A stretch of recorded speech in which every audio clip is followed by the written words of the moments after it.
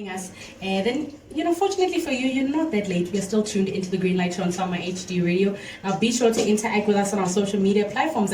We are still chilling with our esteemed guest, SAUMA HD. And before the break, I played you a little bit, of, his sound just to get you, Ian was saying during the break that, you must be able to relate to certain music, and if you can't, then it means you're not used to money. You're not used to. Because sometimes, man, when you listen to them, it's just like, now I have to think about the man, man. You cannot just play such music and then thinking of the genre. No.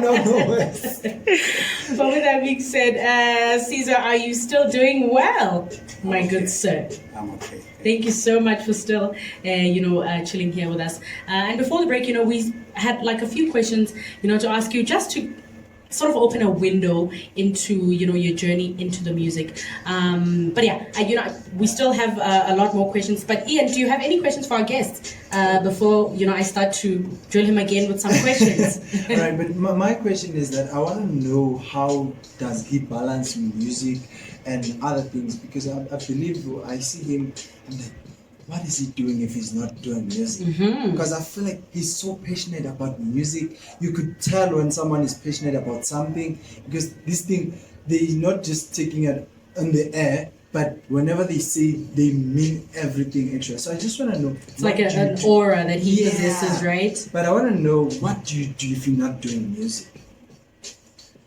Okay, cool. So I am primarily a musician. Mm-hmm. Right? That's a done deal. That's your life, sir. That's it. Yes. So I have variations within the music, or the music space. So I teach the piano. Wow. Yeah. I do production. Yes. I do performances. What other things do I do? I stay at home. Because of I enjoy space with my family, Lovely. because music takes us out a lot. Right. So I enjoy being home and doing nothing, spending time with my family. Yeah. That's the other thing I do besides the music. spending time with my Lovely. family. Because one thing that I was going to ask you, that how do you balance music and family? Because you are a family man, I believe. And sometimes people, they become or tend to be preoccupied that they don't have time for family. And that leads to family separation in most cases, because they tend to neglect family and the people that are supporting them. And I know that if you're a person, you need a family that you're going to rely to whenever music is not working out for you. So I love it that I love it for you that you spend time and love the people that they are surrounding you. So yeah, Kamo. And also, resting, because I think what a lot of us creatives usually go through is that sometimes we go through a phase where we are constantly here and there. We're here and there, we're doing this, we're doing that. And a lot of musicians, I think a lot of them that we've seen, also in our industries, people who are considered, great, at whatever, standard that was set, found themselves to be in positions where now music was taking over every single aspect, of their lives. They don't have time even for themselves, because your Charlie Parkers, people have gone crazy, dedicating their whole selves to the music. But yeah, I think of all of the conversations that we've had, I've never really gotten a feel of like who like like in this industry, like this day and age. What are your favorite people by looking like you want to collaborate with? I'm looking to find a way to ask the question, but I'm like, shoot straight. Who are you looking to like majorly collaborate with, in the music in industry? South Africa? Yes. In SA. Let's start here in SA. Okay, cool. Yo, interesting. Yeah. Wow. There seems to be a lot. Is there a lot? I would start with K. Okay. Oh, wow. Yeah. Oh, she's beautiful, beautiful voice, beautiful singer. Because of her musicianship. Right. Yeah. Mm-hmm. Shots, yeah. Oh my God. Well, even if there's like 50,000. Mabongi, Oh wow! Mabaso, Yeah. you know. So she's also a gospel musician. Yeah. Does she only do gospel? And jazz. And jazz. She actually studied at TUT. Oh, nice. You know. Man, Surprises Monday. Band of God. There's a band called Band of God. Okay. They're just so crazy. Ashley Msope. Wow. Wow. That is an interesting one. That one is a bomb. An interesting one. Yeah. Okay. Yeah. Oh wow. That's some beautiful selections. I'd love to do, Sylvester Mazinyani. Yeah, I actually had a conversation with Sylvester Mazinyani and Uduzo Makatini concerning us maybe like joining pianos and let them face each other and then we do something together. That would be so insane. So now Uduzo is busy. I don't think. Yeah, but Uduzo Njali. No. There's a lot of beautiful musicians in South Africa. Actually, South Africa has a lot. It does. Ne? So including yourself. Oh, why? Thank you. Right, You know, a lot of people, here at work. Well, now they know. But I think when I first started working here, it was sort of like a bomb, like it was a bomb that was thrown to them. Like, because I started posting some videos on my status, and people were like, "Excuse me, is that you, man?" And I'm one of those people. I'm like, "Is that you?" So now Caesar is outing me now. So you're one of the musicians I want to work with. Oh my goodness, that definitely. You see that one? You see now? It's a done deal. I'm gonna be the manager. So when we go overseas, do you have people by where you're like, this is definitely for sure a person I want to collaborate with? Definitely, Snacky Papi. Oh, okay, yes. Yeah, Jacob Collier. Oh my God. Yeah,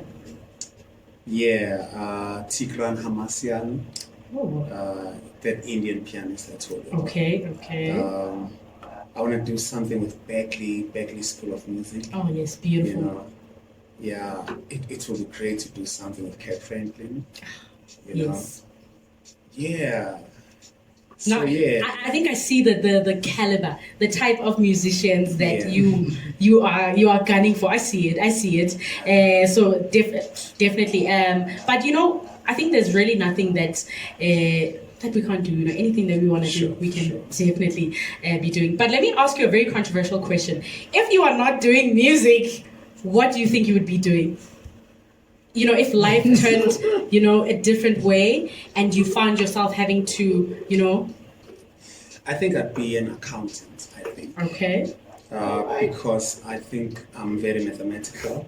I love numbers. I love counting. I just love calculating situations, calculating moves, calculating words. Calculating time. Of course. Like calculations. That's piano. It sounds piano to me, Of course, because piano is numerical. Yeah, right. you calculate everything that you do there. Yeah. So I think I'm obsessed with calculations. I think maybe accounting would do. I think. Accounting would do. So you did well with like accounting and maths in school? I didn't study accounting, but I did study maths. But I actually loved maths after matric. So whilst I was in high school, I didn't like it. I think I also knew I was going to be a musician because I was just not about that maths life. Like I was just like, please, give me zero. But that's absolutely amazing. So tell us about your recent project. You are working, or you're already done, working on that. The Child is Born. Tell us a little bit about that. The latest project. 4. Okay, cool. So basically, because we have chapter 4, it means we have chapter 3, and yes, sir. 2 and 1. Mm-hmm. So what happened was, in chapter 1, I was still working with different artists like you and stuff. So when I remember this at the time, I was on tour, like in Europe. When I came back, I just took all the money I made and I put it into the project. Wow. And so I was still excited with being authentic or presenting whatever musical ideas I had. That you had, yeah. So it came from a place of realness, But then that did not yield to sales. Okay. Just during the CD's time. Oh, yeah. It didn't yield to sales or any form of financial profit. Okay. And that led to a lot of frustrations because I couldn't put food on the table. Right. So when I went on to chapter 2, I tried to be commercial, radio friendly.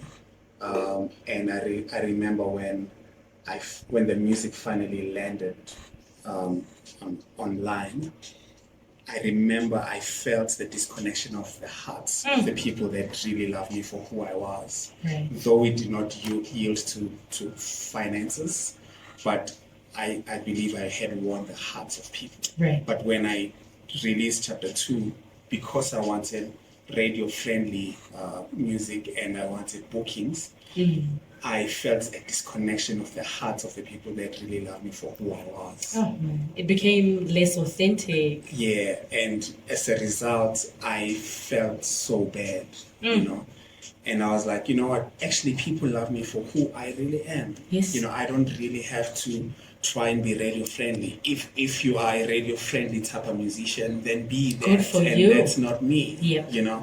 And if you are I'm a 2000 type of musician, be that. Yes. I'm just not that. So when I did chapter 3, chapter 3 basically is a solo piano project, which was a risk to do in South Africa. Yeah. Because South Africans, they want scoop. They want groove day out. And if you're gonna just do a solo piano type of thing, it's not really South Africa friendly. You're gonna be the only one streaming. Yeah. Yeah. It was gonna give you major issues. Yeah. But you know what? I had come to a point where I was like, you know what? I'm coming to the place of realness. Right. This is me, and I'm gonna exude who I really am. Right. And when I executed that, then I realized how much more I have inside of me, more than what I think people need to hear. Right. And when I released that, I felt a real connection of hearts coming back to once me. Again. Yes. And I remember after releasing the Child is Born chapter 3, when I went back to my practice space, then songs for chapter 4 came started writing themselves. And now after releasing chapter 4, songs for chapter 5, where you are going to be a guest. Hallelujah. I said it. So they started moving from within. So, meaning when I reconnected to who I really am, that's when I connected to my endlessness.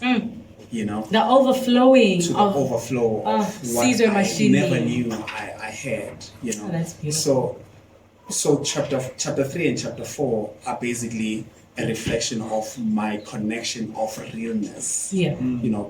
Connecting to who I really am. Yeah. More than trying to doing it for the radio or for the fans,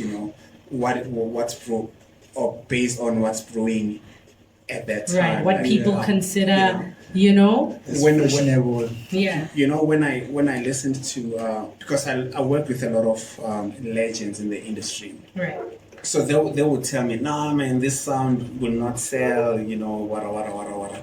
And they had an influence in me trying to deviate from who I was. Because, we learn from those who are ahead. And though, unfortunately, in my case, those who were ahead, they were taking me away from who I was, That authenticity, that is needed. Yeah. But now, when I went back to listening to, like, Tigran Hamasyan, that Indian pianist, I realized that he actually has a global stance. Right. He's got his foot globally. And when you listen to his music, it's nowhere near radio friendly. I love when you check guys like Corey Henry, Snuggy Puppy, they have millions and millions of people's attention. Yeah. And they are not on radio. They are not radio friendly. Really. What you would consider radio friendly. Yeah. So which means, but they are authentic. Right. So that convinced me that actually more than being radio friendly, people are looking at you. Who you are. People want you. So if you are that, be that. if you're not that, don't be that. So I am not gonna be someone I am not. I am done with that chapter. I think as we grow, we want realness. You know, Right. I mean, my younger version would want to be relevant. I wanted to reach. I wanted everyone to be my target audience. Right. You know, everyone.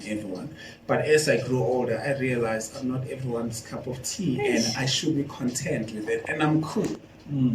And that's why if someone now says, "Nah, I don't like your vibe," you know what? I'm good. That's okay. You know? You know? But it used to bother me back in the days. But now I'm like, actually, I want if you say you love me, Right. I know that you love me for who I am, but not the twisted version of who I am. Of who I am. But the real version of who I am. So if someone says, "Hey, Season Machine, I love your music," it should be authentic. Right. So what I'm looking for now is authenticity, meaning, or let me say, that comes from the fact that when life hits you, it hits you really hard, Right. right? So when you are hungry, you are really hungry. You're really Hunger hungry. is not fake; it's real. It's real. Right. It's one of the realest things ever. For sure. Yeah. When you're struggling with certain areas of your Of life, your life. those struggles are real. So do we have time not to be real? I no longer have Jesus that. Christ. Okay, chill. A lot of information. Because now I'm like, I think it's very important for artists, not all, to be mirrors to other artists. As you're saying what you're saying now, I am sort of looking into a mirror when I'm looking at you speak now, because I'm also a young artist. I still do have issues like those ones. I have a lot of voices in my ear saying, maybe you should try going into my piano, I know that is not who I am. And I think for a long time, every time I listen to the people I look up to, I always try to find what I can take. Just because I look up to you doesn't mean I'm going to take everything that you say. Yeah. I'm always looking to see what can I take. And as you were just saying now that you're not everyone's cup of tea, I think for a long time, ever since I started doing music, I've always been so desperate to be everyone's cup of tea. Trying to please everyone. Yeah, when you get on the stage, you want to do this, you want to do this, you want to do... And I think the circular music scene has really pushed us to that point. Yeah, where now we have to make my piano. Now my piano is no longer famous. Go into the space. Go into Even record companies. Yeah. Because record companies want hits. Because they want money. It's business for them. I think that's the thing. I was listening to an old interview of, Right. The late Prince. Yes, Prince, yeah. Prince Purple Rain. Purple Rain, yeah. The first manager of Prince said something very, very profound. Right. She said, record companies are in the business of music, whereas musicians are executing themselves. We are musicians because that's who we are. We are. We are not Yes. musicians because we want to make money. If exuding who we are comes with financial profits, So God. thank you. Yeah. Actually, we would love to make a living. Yeah. Right. Yeah. So we don't want to go hungry. Yes. Right. But we are not musicians because of profits. But it is profitable. It is financially profitable for you to be authentic in your music. And let me say this as we wrap up this point. Yes. It is important to pay the price for the prize. Please tell me what you mean. Say that again. So if you're gonna be authentic, people say you must think out of the box. Right. Being outside the box is you being yourself. Right. Because you being yourself is outside the box. Right. So the price that you need to pay is you not being received at first hand. That's Right. the price CE, Yes. right? Yes. But now the price ZE that you will get Okay, I get you now. I get you now. is that people will love you For forever. who you are. Oh my goodness. People that loved Whitney Houston when they were growing up, you will tell them nothing about her. Exactly. Yeah, because more than their ears, Whitney won their hearts. Oh man. So the prize is you'll be out of the box, meaning you'll be misunderstood. Right. You won't get bookings. You won't be relevant. Right. But if you can be consistent in that price that you have to pay, you will get the grand prize. Oh my God. Which is winning the heart. And when you have won the heart and now bookings start coming in, then your prize, your value will be high. So meaning if you would have charged maybe 10,000 rand for a gig. Yes. Because of your price, the price that you have paid, your worth is going to be even more. It increases. Yeah. Oh my goodness. Oh, And can I say this? Please. Can I say this also? Yes. Another thing is I've realized that I'm not a gig type of an artist. Okay. I'm a tour type of an artist. So you're one of the big guns. You're not, So the reason why I'm saying that is because gigs. Okay, so this is Ian, right? So if Ian and Kamo have, or let me say Ian and Bridget, because we're talking, cool. Yeah. Let's say Ian has an event, yes, right? And Bridget has an event. So for them to have me performing their event, it means they must think or conclude that my music is relevant for their event, right?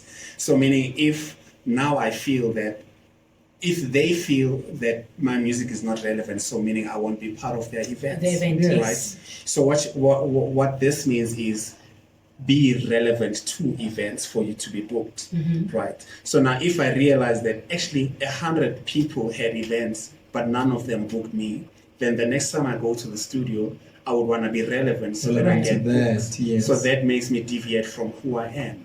But now tours say, I will gather people and make a presentation of what I have.